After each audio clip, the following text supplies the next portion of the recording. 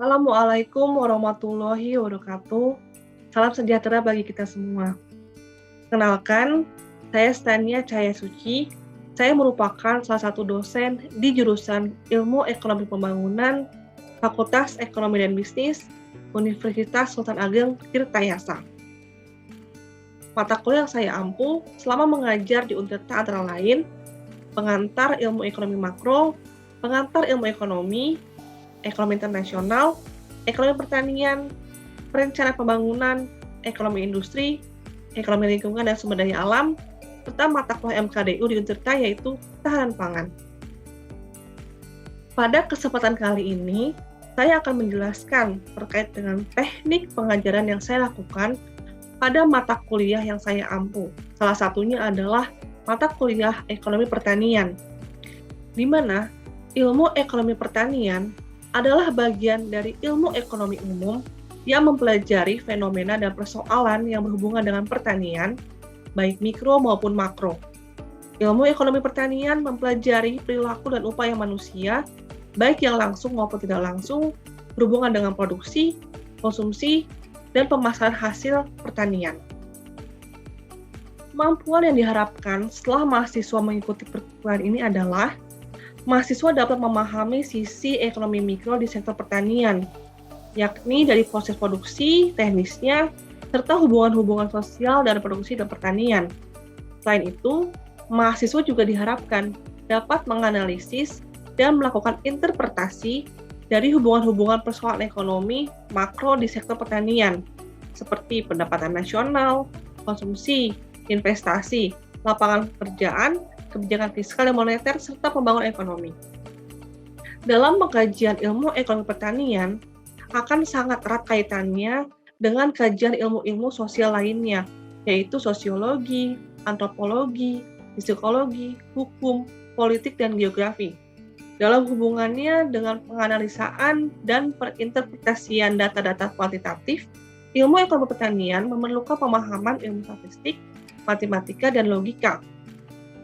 Materi pembelajaran mata kuliah ekonomi pertanian meliputi pengertian ilmu ekonomi pertanian sebagai sistem, ciri dan karakteristik pertanian, faktor produksi sumber daya alam dalam pertanian, faktor produksi sumber daya manusia dalam pertanian, faktor modal, teknologi, dan kelembagaan dalam pertanian, permintaan dan penawaran, dan dinamika pasar produk pertanian, tata niaga pertanian dan konsep pemasaran produk pertanian, kemudian prinsip-prinsip ekonomi produk pertanian, konsep ketahanan pangan, agribisnis dan agropreneur, dan konsep pembangunan pedesaan serta perdagangan internasional produk pertanian.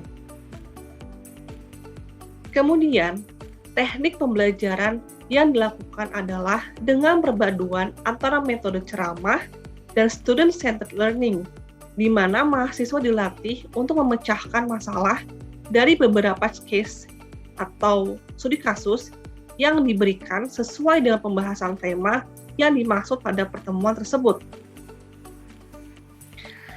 Interaksi pada kelas ekonomi pertanian dilakukan melalui perkuliahan yang dilakukan pertemuan sebanyak 14 kali pertemuan.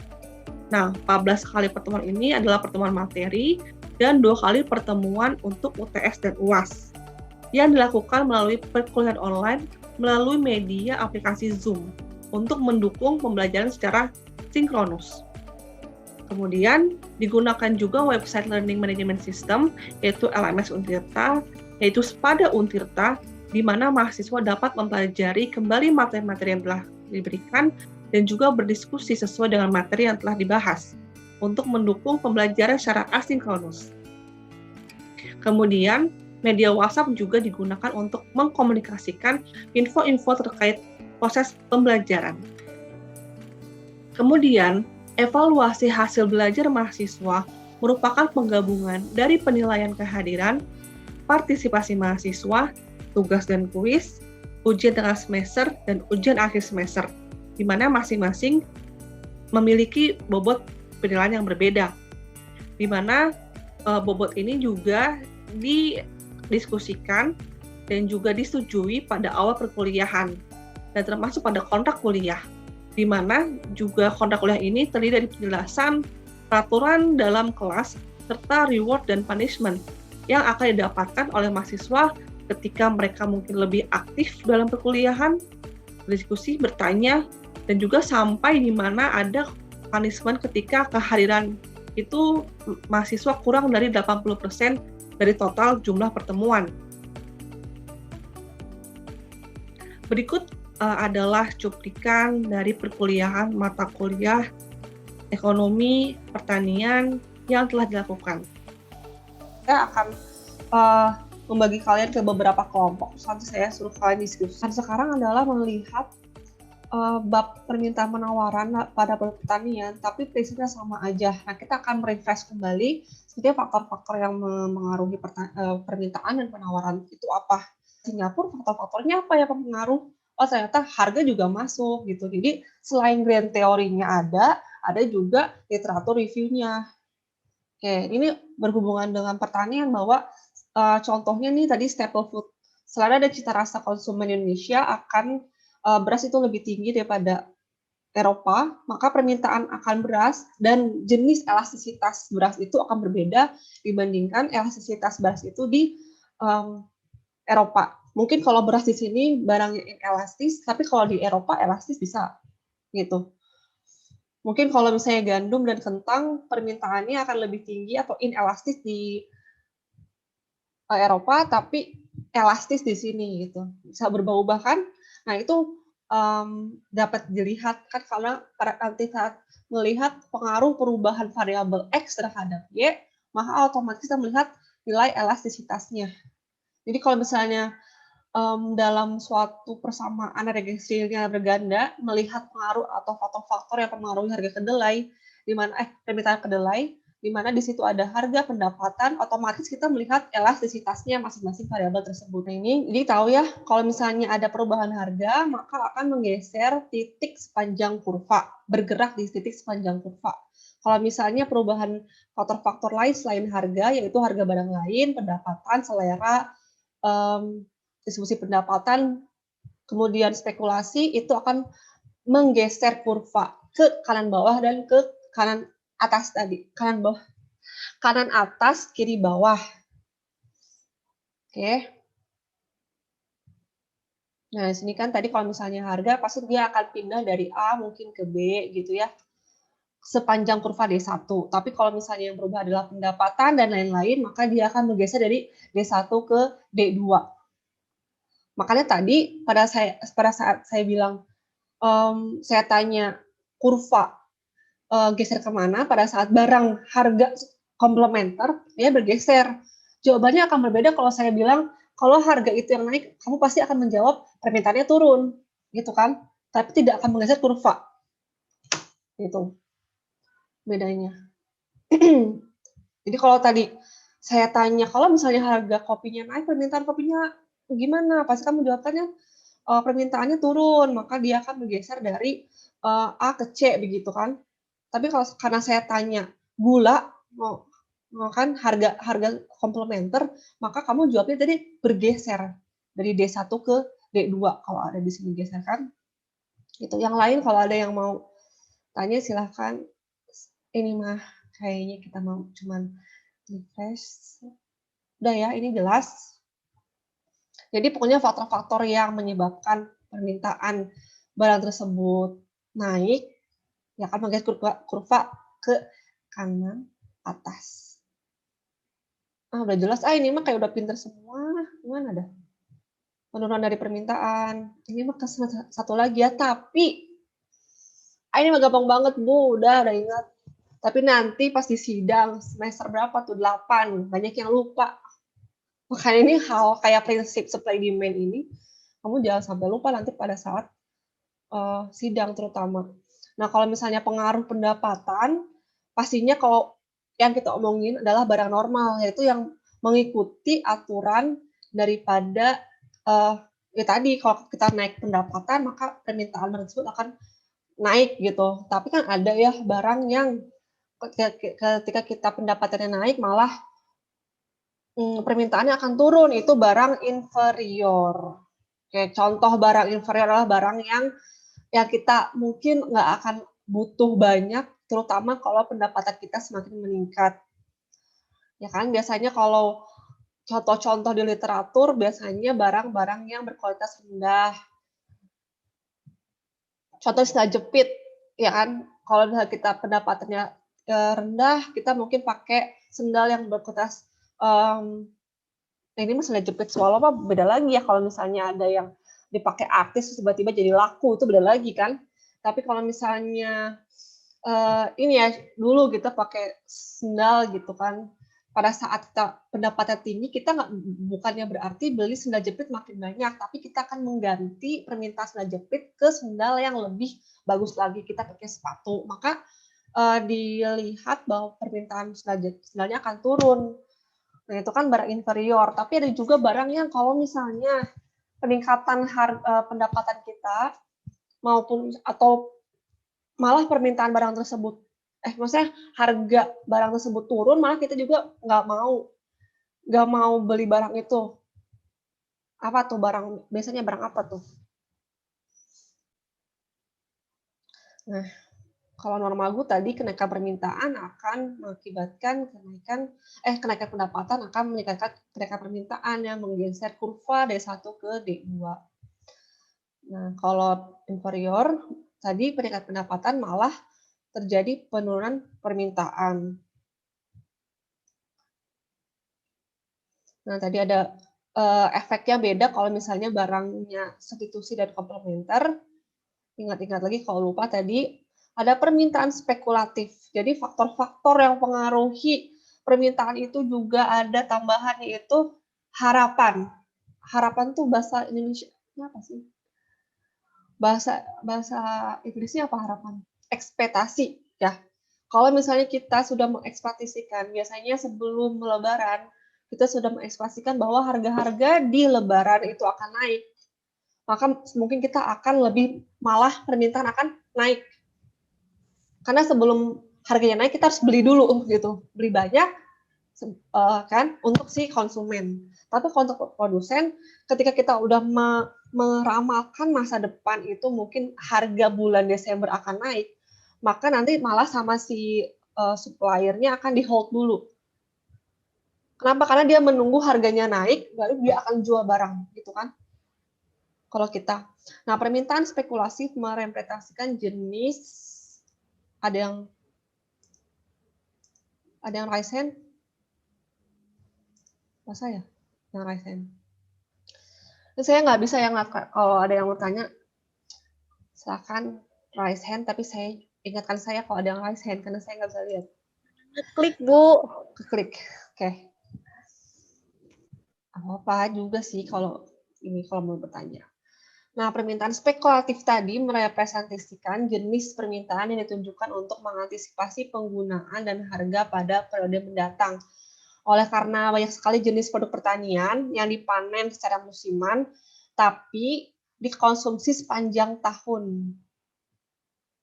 Nah, gimana tuh? Musiman tapi dikonsumsi sepanjang tahun, ini contohnya apa? Banyak. Oh, jadi kalau misalnya barang pertanian itu karena dia ada masanya ya, masa panennya 6 bulan, 3 bulan, tapi konsumsi terus ada. Ya, contoh kemarin ada yang dapat kelas apa tuh yang dapat soal kimchi. Kamu tahu kimchi nggak? Korea. Kalau kamu baca Bu, kayaknya Korea, Bu. Nah, ini dipengaruhi bahwa pertanian, harga produk pertanian juga dipengaruhi oleh musim atau cuaca, ya kan?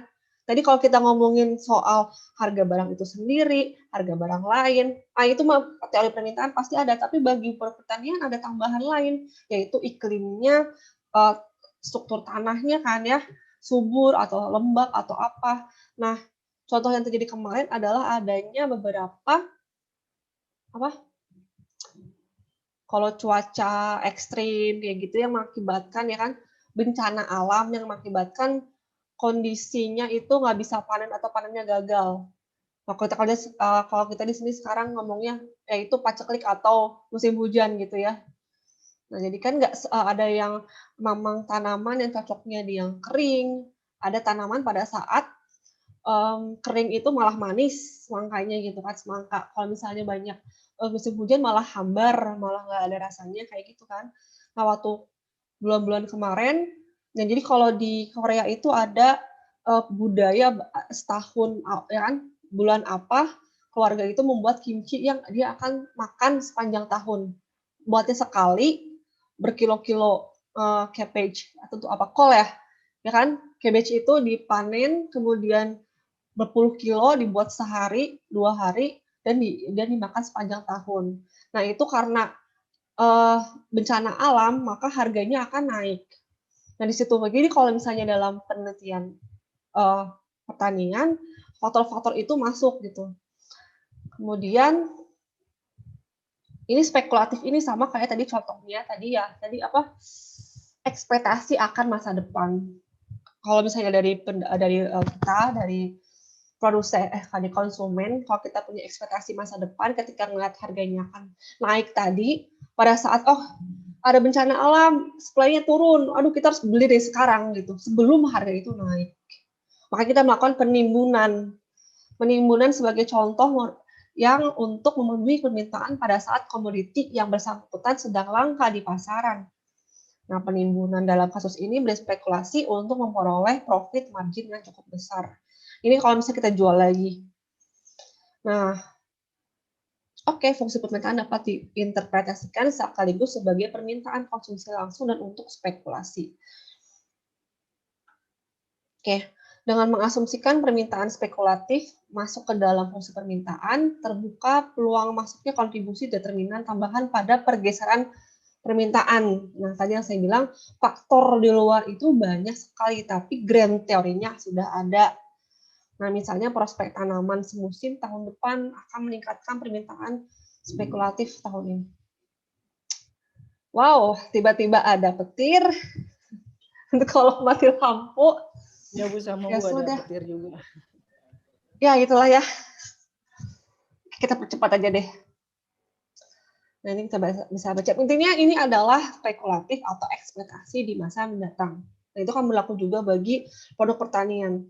Intinya adalah ada grand theory dan faktor-faktor yang mempengaruhi permintaan itu akan banyak sekali di luar grand theory itu. Nah, ini berlaku juga jika kalian akan mengambil topik yang lain gitu ya, mau itu perencanaan pembangunan, mau itu moneter, pasti sudah ada grand teorinya ditambahkan dengan variabel-variabel tambahan dari literatur review. Oke, ini banyak banget soalnya. Nah, oke, kalau misalnya dilihat permintaan hasil produk pertanian, ya sama aja. Berarti, bahkan permintaan produk pertanian merupakan hubungan antara jumlah barang pertanian yang akan dan mau dibeli oleh konsumen dan hasil harga pertanian tersebut. Permintaan hasil pertanian dapat dinyatakan sebagai kurva persamaan atau tabel permintaan. Nah, jadi kalau faktor-faktor yang mempengaruhi permintaan sama yaitu harga barang substitusi, harga barang komplementer, terus pendapatan konsumen, selera dan musiman, pendapatan distribusi pendapatan, populasi, kemudian ada juga spekulasi atau harapan akan masa yang akan datang. Nah, ini Siti Nur Hanifah nih perhatian saya.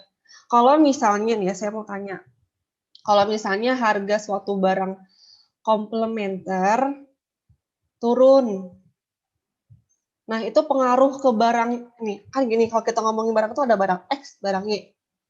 Barang X nih ya, nah dia punya komplementer, berarti barang Y.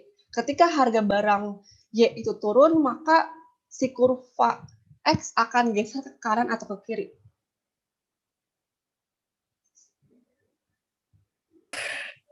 Geser ke kanan, Bu. Karena, coba jelasin sendiri. Nah, ini alhamdulillah. Ini udah akhir-akhir nih. Jadi, kita tahu bahwa ada sifat-sifat khusus produk pertanian. Ya, biasanya harganya mahal. Kenapa? Karena proses dari situ banyak yang harus ditambah value added-nya. Dia harus pengepakan, ya kan, penyimpanannya bagaimana, daya umur penyimpanannya lama atau tidak, gampang rusak atau tidak, yang itu menyebabkan harganya itu berubah-ubah, harganya itu naik.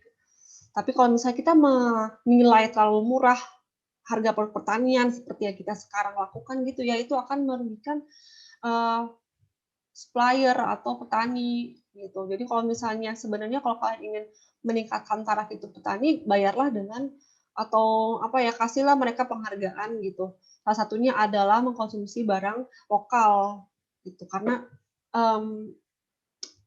ya itu biar ada lah gitu ya yang beli gitu.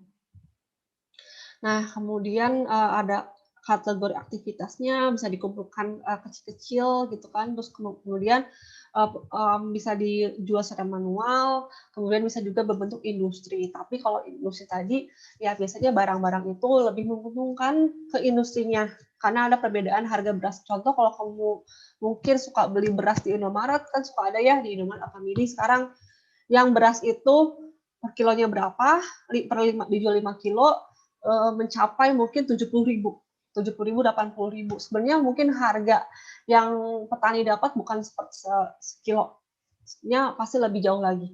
Kemudian apalagi meskipun ada juga yang mungkin di grosiran, di tukang-tukang beras yang masih liter manual juga itu sama aja, mereka juga sudah mengambil keuntungan daripada beras. Nah, apalagi sekarang sebenarnya petani-petani itu bukan yang mempunyai lahan itu, jadi mereka hanya sebagai pengelola. Bayangkan nggak, petani-petani mereka nggak punya tanah, tapi mereka sebagai pekerjanya gitu. Jadi nanti pada saat sudah dipanen, ya, tapi yang punya petaninya itu ya tinggal menunggu hasilnya gitu. Itu.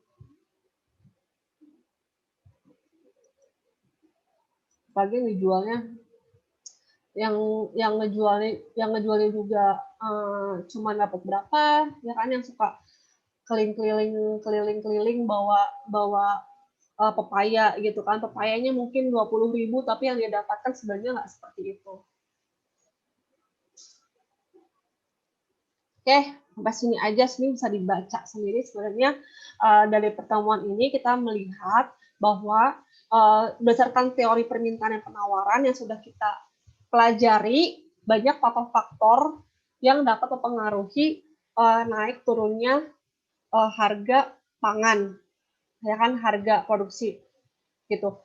Kemudian di luar faktor dari harga barang lain, selera dan segala macam juga dipengaruhi oleh tanah gitu, gempa bumi dan segala macam, dan juga trennya lagi, misalnya lagi musimnya lagi kemarau atau apa seperti itu. Nah, jadi nanti kalau misalnya sesudah ini dibentuk kelompok, saya end screen dulu ya. Oke, sesudah ini dibentuk kelompok, kemudian dari kelompok tersebut, oke, ada yang kesulitan nggak soal pembuatan proposal? Nah, nanti kalau ada yang kesulitan, makanya saya bentuk kelompok. Nah, dari kelompok ini nanti kalian diskusikan, kamu tentukan mana yang mau dipakai. Misalnya kelompoknya ada, satu kelompok ada Safira, Raffi, Kelvin, Rista misalnya. Nah, dari 4 orang itu, kamu tentukan proposal mana yang mau dipakai. Nggak harus semua. Misalnya proposalnya Raffi mau dipakai. Nah, kemudian dari itu berarti Safira, Kelvin, meskipun buat topik yang berbeda, kamu harus sama-sama membuat bab yang Raffi buat itu sempurna, karena akan dipresentasikan. Makanya pasti harus ada pendukungnya. Pendukungnya apa? Data-data terdahulu.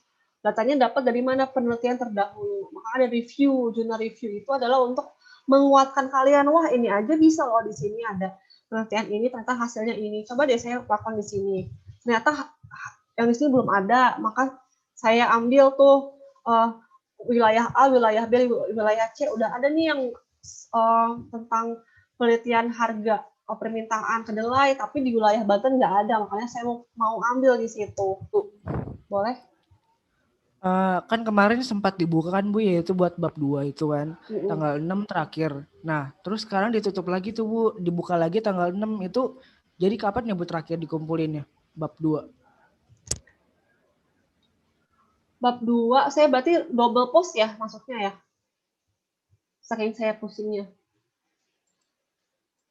Iya, bab 6 kan. Maksudnya membuat latar belakang itu dari sekarang. Nah, sama juga Kevin, kayak gini nanti buat PKM, kamu udah buat itu kan proposal PKM-nya? Lagi on progress, Bu. Nah, itu salah satu caranya. Mungkin orang beda-beda ya buat menulis, tapi salah satu caranya adalah kalau saya pasti mengumpulkan jurnalnya dulu. Gitu. Mengumpulkan pendukungnya dulu, mengumpulkan masanya dulu. Jadi kalau masa-masa itu udah saya tulis di tabel terus saya urutkan 1 sampai 10, saya tinggal masukin aja gitu. Gitu. Sama kayak kamu mau nulis bahan, tapi bahannya nggak ada. Kan kamu nggak bisa buka Word kosong, kamu ketik, kan ngomong apa ya? Nggak, pasti kamu kumpulin dulu semua, terus kumpul kamu semua itu kamu jus gitu kan, terus kamu saring deh. Kayak kamu mau ngejus smoothie gitu, ya nggak mungkin kamu, mana buahnya nggak ada, ya kamu masukin dulu, kamu saring, dan saringan itu adalah si skripsinya itu gitu. Saringan dari misalnya, udah keluar ampas-ampasnya tuh, jadi si buah-buah itu kamu masukin ke juicer, ya kan, kamu blend, nanti kamu saring. Nah, si saringan ampasnya itu kan adalah sisa-sisa dari penelitian terdahulu, tapi yang cairnya adalah intisari yang kamu dapetin dari situ, yang baru, yang rasa baru dari. Oke, ini alhamdulillah mahasiswanya 25 semuanya masuk. Kemarin saya bagi ke, jadi gini, sekarang saya bagi ke 5 orang. Pada saat masuk, nanti saya bagi ke breakout room. Pada saat masuk, langsung kamu tulis nama-nama kelompoknya. Silakan diskusi, mau yang mana siapa. Ternyata misalnya tadi mau Kevin mau aja, ternyata udah selesai, terserah mau siapa, ternyata Raffi udah selesai, boleh yang itu. Ya, boleh waktunya saya, kalau misalnya udah selesai, boleh silakan langsung leave. Ini maksudnya udah selesai diskusi, cukup, saya langsung leave grup gitu. Ya, tapi Zoom ini kalau mau ngobrol banyak ya masih ada waktu, saya setting sampai jam 6 sore. Oke? Ada yang tanyain lagi? Enggak, Bu. Silakan Dwi, ada yang tanyain? Pop, ada yang tanyain? Bu, berarti nanti apa sih namanya buat due date di proposalnya itu diinin lagi sama Ibu, diatur lagi sama Ibu. Iya, diatur Berarti lagi bukan deh. tanggal 6 kan terakhirnya. Adalah kalian diskusi untuk merencanakan tugas yang sudah diberikan itu gitu. Oke, saya bagi ya. Nah, nanti kalau misalnya ada request join room, silahkan accept. Terimalah apa adanya kelompok yang sudah ditentukan. Saya random, ya, saya random dari Zoom-nya. Oke, silakan langsung dicatat atau di screenshot. Kalau sudah, nanti saya nggak live, cuman saya pasti matiin mic dan kamera saya, tapi saya tetap nyalain Zoom-nya.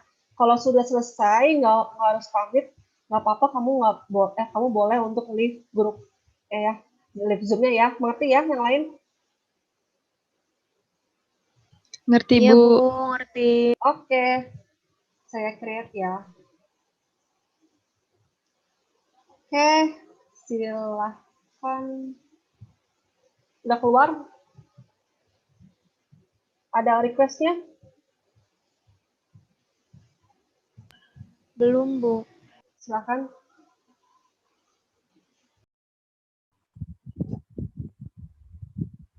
Untuk kelompok 1, maaf, Assalamualaikum. Tolong itu ada Sanusi belum join ya. Satu orang lagi Sanusi. Oke, Kasih tahu oke. Sanusi ya. Makasih. Oke.